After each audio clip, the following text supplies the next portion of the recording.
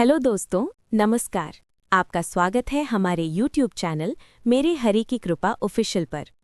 आज हम आपको नवरात्रि की 8वीं देवी माता महागौरी की कथा सुनाते हैं। सभी भक्तों बोलो, देवी महागौरी माता की जय। जय माता दी। देवी भगवती के 8वें शक्ति स्वरूप को माता महागौरी के नाम से जाना जाता है। माँ महागौरी के पूजन का विशेष दिन है नवरात्रि का 8वां दिन, जिसे महाअष्टमी भी कहा जाता है। इस दिन संपूर्ण विधि से माता महागौरी के ध्यान और पूजन से भक्तों का कल्याण होता है और इनकी कृपा से कई असंभव कार्य भी संभव होने लगते हैं। देवी महागौरी का स्वरूप। माँ महागौरी का स्वरूप अत्यंत गौरवर्ण और दिव्य है। माँ के गौरवर्ण को शंख, चंद्र और कंद के फूल के समान माना गया है। माता महागौरी का वाहन वृषभ है। इनकी 4 भुजाएं हैं। इनके एक दाहिने हाथ में त्रिशूल है और दूसरा दाहिना हाथ अभय मुद्रा में है। माँ ने बाएं हाथ में डमरू धारण किया है और एक अन्य बायां हाथ वरद मुद्रा में है। इस स्वरूप में माँ अत्यंत शांत प्रतीत होती हैं। माता महागौरी पूर्णतः श्वेत वस्त्र और आभूषण धारण करती हैं, इसीलिए इनका एक नाम श्वेतांबर धरा भी है। माँ महागौरी की उत्पत्ति की कथा। पुराणों में वर्णन है कि अपने बाल्यकाल से ही माता पार्वती मन ही मन भगवान शिव को अपना पति मान चुकी थीं।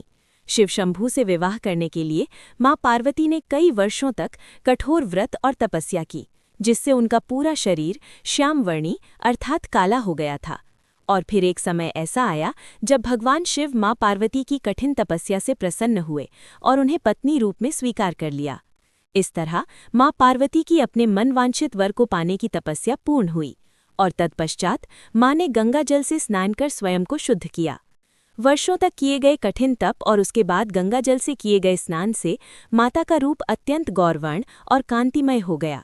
माँ की आभा एक शंख और चंद्र के समान श्वेत थी और इसीलिए उनके अति गौरवर्ण के कारण उन्हें देवी महागौरी के नाम से जाना जाने लगा।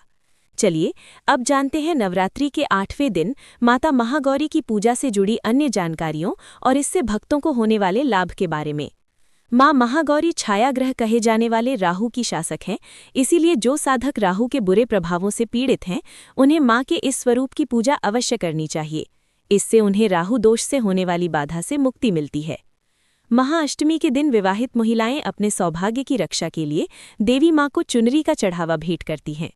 महाअष्टमी के दिन बहुत से घरों में कन्या पूजन भी किया जाता है।